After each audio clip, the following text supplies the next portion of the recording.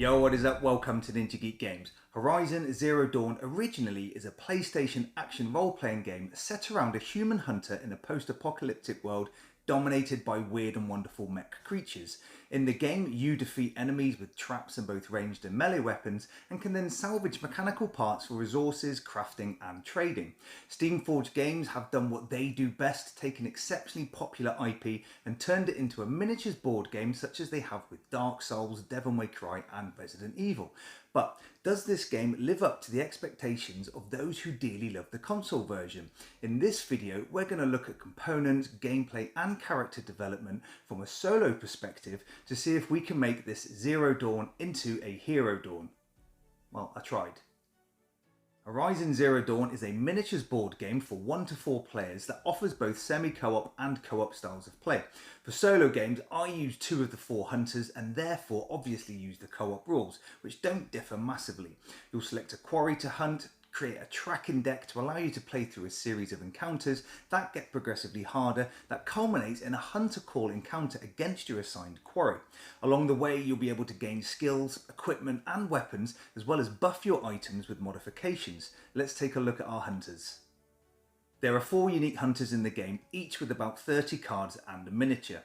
Each hunter deck is colour coordinated with a specific character icon so they are easily identifiable from one another. Each hunter has a profile card that shows the starting resource and some form of ability, as well as 3 starting items that consist of 2 weapons and an armour. These starting cards will sit around your hunter's profile, and where they go is dictated by this grey arc on the item. So, for the Bannock Survivor, her melee weapon is placed here, the ranged weapon here, and the armour sits underneath. Each hunter has an action deck that is unique to that hunter with regards to the number of cards and the content, but generally contains cards for boosting attacks and abilities. Lastly, there is an upgrade deck and a skill tree card, and as you progress through encounters, you'll level up to gain new equipment, hunter abilities or powerful action cards to be placed in your action deck. So the artwork on the hunter cards is pretty nice, and they are clearly marked with actions for combat, card types and special abilities to include the critical hits. I really like the format of placing equipment around the hunter profile card, where ranged weapons are on the left, melee right and the armour always beneath. Therefore it's pretty standardised amongst hunters, making it easy for solo players to follow who has what equipment when using multiple hunters. As your hunter develops, you can also gain powerful equipment that sits above the profile card, so they're literally armed to the teeth. Off the bat, this doesn't look as though each hunter needs that much room, but once you place your decks and start adding modifications and ability cards on top of setting up the tracking area, encounter tiles and other decks, the game becomes a bit of a table eater. It did take me a while to separate action and upgrade cards into 2 decks, as this isn't clearly indicated in the rules, but once you can identify the level of the card, it becomes simple to do so. I'll talk about which hunters I prefer and how they affect the game and develop later, but first let's look at the setup for a hunt. So here the hunt has been set up and we've revealed our first encounter card from the tracking deck. Note that both the hunter's play areas are out of shot here. For setting up a hunt, you'll first need to select your quarry or boss and take the associated tracking cards. For each encounter, you'll draw 3 tracking cards, select just one and set up the tiles, enemies and terrain as shown on the card. During the game, you'll progress through 4 encounters, with the 5th being the hunter call card. Each tracking card will show differences in map layouts, enemies that you'll meet and the terrains that will be on the maps. Now, these game tiles are actually double-sided for different player counts, and there are 6 of these provided in the game, each divided into a 9x9 grid. The tracking cards also show the map tiles that your hunters will begin the encounter on. And now we're ready to play. Now, there are 2 main differences between solo and semi-co-op modes when setting up a hunt. Firstly, in semi-co-op, the tracking card is selected in secret by the first player. Secondly, the game comes with a deck of event cards that one player gets to make use of, and these will hinder another hunter or provide a bonus of some kind for that encounter. But for solo play, these cards aren't used. It's nice to have a choice of tracking cards at each encounter, and at times you'll have options to select one at a higher level to increase difficulty for better rewards. As mentioned, your choice will depend on enemies you wish to face, plus each tracking card shows the number of encounter points you need to win that scenario and any bonus salvage cards you gain for defeating every enemy. Although there are different tiles and map layouts used, they don't really seem to make that much of a difference to how you approach the encounter. I haven't noticed if encounter point value which you gain from defeated enemies makes a difference, as I generally try to smash every enemy to gain those precious salvage cards anyway. I'll talk about terrain a bit later, but my biggest concern so far, or probably overall, is that you only get one encounter deck in the game. I'll let that sink in. Yes, that's correct. You only get one quarry to hunt, meaning that every game you play, you will use the same hunter call card using the same tiles, enemy and map layout for every final encounter. Not only that, you'll only make use of up to 2 of 4 tracking cards per level of difficulty, meaning from just looking at the hunt the game provides, the replay value here is severely hindered. Now, you compare this with Dark Souls, where you have so many encounter cards per tile, as well as a variety of bosses and mini bosses to take on. I feel Steamforged games could have done a bit better here. Even if just one more quarry enemy and a few more encounter cards would have made the world of difference. But on to gameplay. For solo play, I always use at least 2 hunters, and during a turn you activate one hunter by taking actions, activate all enemies, then complete a quick maintenance check to see if you've completed the encounter. The other hunters then follow the same steps. Actions include moving around a map, attacking with your weapons, crafting to heal, and possibly distracting non-alert enemies. The game has a cool mechanic where enemies start an encounter non-alert, get too close or attack, and they become alert, changing their behaviour.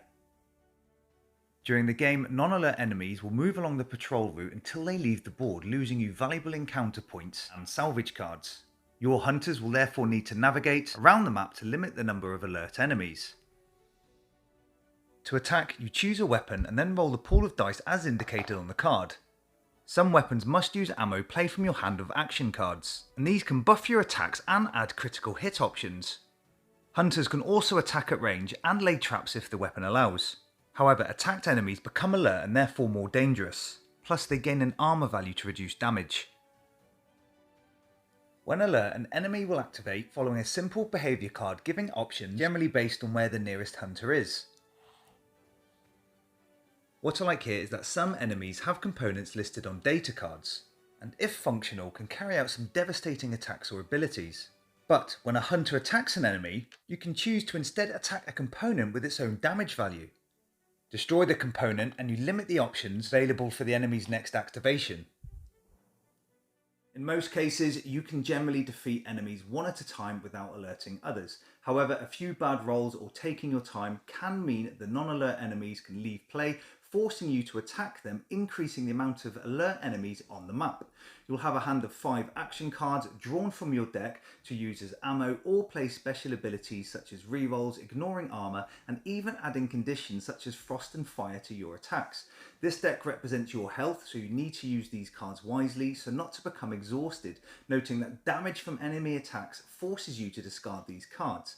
Each hunter does play differently, so you get some good variability with the combination you choose due to equipment and action cards. One can lay traps and is pretty hardy, others rely on ranged attacks or damage control.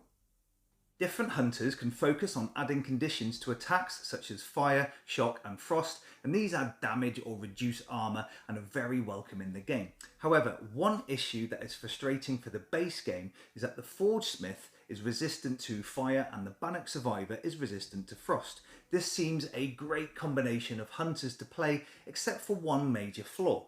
No enemies in the base game inflict these conditions when attacking, which is a complete waste of that starting ability for those hunters. I can only assume some expansion will rectify this, but to have this issue in the base game is needless and pretty annoying. Map tiles can have different types of terrain on them, such as tall grass that your hunters can sneak around in without alerting enemies. They can gain salvage cards from certain tiles and even use ruins to avoid enemy attacks, so are always sought after locations. Rocky outcrops are quite pointless in solo play as they can provide glory points, which has more use in the semi-co-op games. Although glory points do allow hunters to gain cards from discard, I've used this very little in a solo game, so can't see the benefit of using this terrain type. It would have been nice to have this terrain block line of sight, but the rules seem to skim over this. There is actually no mention to what blocks line of sight, so one can only assume it's from a board edge. From this, it's actually very rare that any alert enemy is never able to attack a hunter during its activation. However, I do really like the option of targeting components instead of the enemy directly and think this is a great part of the game. Here you get to weaken the enemy, but you may not get the opportunity to damage all parts, so you need to consider what is best at that time. Do you take out its shields or attack? Again, another issue here is with the scrapper enemy. During play, hunters are able to hide in the tall grass, but the scrapper has a radar that prevents this. So, destroy the radar and the scrapper can't detect you when non-alert, but destroy the radar and the scrapper becomes alert anyway, so targeting this component is useless. Again, I can only assume an expansion card can rectify this by making enemies return to a non-alert state. But again, why add these to a base game if they can't be used? Enemy abilities are varied enough to make each one different once activated. Some attempt to seek out non-alert enemies, others run away, and most like to tear you limb from limb. Once alert, they generally have two options for activation and targeting, meaning you can sometimes get them to play into your hands, forcing one of those options. The quality of the miniatures, especially the enemies, is fantastic. They are well detailed, big, and look great on the map, and I'm really looking forward to painting them. One of the most rewarding parts of the game is leveling up your hunter and visiting the merchant to buy equipment. Defeating enemies provides you with various types of salvage cards you can use to buy weapons, ammo and modifications that attach to your equipment. In solo play, you can share these items amongst hunters so equipment can be dished out fairly. There are different levels of merchant cards becoming more expensive but notably more powerful throughout the game. With each level of encounter you take on, you can progress through your hunter's unique skill tree, taking abilities and equipment or special actions to add to your deck that will also increase in size. Together with adding ammo to your deck, you have a light deck building mechanic that you can finely tune to your hunter's progression. One thing you need to do at the start of each game is remove any rattler weapons from the merchant cards, as although these ranged weapons look good on paper, there's no ammo available for them. You know what I'm going to say? Perhaps in an expansion, so why include this now? When taking ammo, you need to ensure the ammo type matches your weapon, so you need to think carefully. If you decide to buy a different weapon type, you may have no ammo for it. So what do I think of Horizon Zero Dawn? First off, the IP is fantastic. I've not played the console game, so I can't compare, but the theme here is just brilliant. It's an apocalyptic, Neanderthal-like mechanoid adventure game. The components are detailed with high-quality miniatures that has great table presence. I like the deck building, admittedly it's light but well thought out, and together with the upgrading of your hunters with abilities, it just works really well. Being able to target enemy components allows you to adapt to game conditions and can be very useful with some like the Shell Walker having quite a few components to choose from. Also, whereas most enemies use one behaviour card, the Shell Walkers and Sawtooth have a small deck, meaning it's very difficult to plan out what they intend to do, and this is a nice touch as it keeps you on your toes. There are, however, some flaws with the game. Rendering abilities and weapons useless by providing no additional means for their use is really frustrating for a game like this. My only thought was that these were designed as part of the Kickstarter campaign that included add-ons and stretch goals to be used in the base game. Also, having just one quarry severely limits the replay value of the game. There are expansions for additional quarries, and I have Thunderjaw, which is very tough to beat but such a good experience. There is a separate deck of tracking cards, but they use the same enemies as the base game, but the Hunter Call encounter uses a brand new board with different art including water terrain and an absolutely massive miniature that dwarfs everything else. But again, using the base game standard enemies, of which there are 5 types, can cause the game to be repetitive, even if you use different combinations of hunters. Expansions are available for new enemies, but you're looking at perhaps over £100 for these and a quarry, which I'm afraid to say is probably a must to fully enjoy this game. The map tiles feel samey and at times get bogged down with lots of tokens for traps, damage, alert icons and conditions which can be fiddly. Speaking of traps, it's so much fun to lay these. Tokens mark the area and cards so you can attend to other duties and lure the enemy to their position, which is awesome and probably why I like the Forgesmith Hunter the best. The game can be a grind, but I don't mind that at all. Those looking for an epic adventure may not find it here, as at times you're just trading blows with the enemies, but there are little sparks of brilliance when you take out a component to foil a future attack or set up a well-planned trap. Playing a full game will take about 1.5 to 2 hours, as you have 5 encounters in total, setting up and upgrading, which all adds time. But I do like this game. I think it's much better semi-co-op as it makes use of those event cards, but do feel that Steamforged games have either cut corners or missed a good opportunity to complete a base game fully.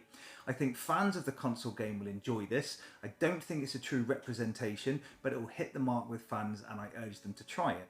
So, thanks for watching. If you enjoyed the video, please subscribe to the channel. This is Ninja Geek Games. Cheers.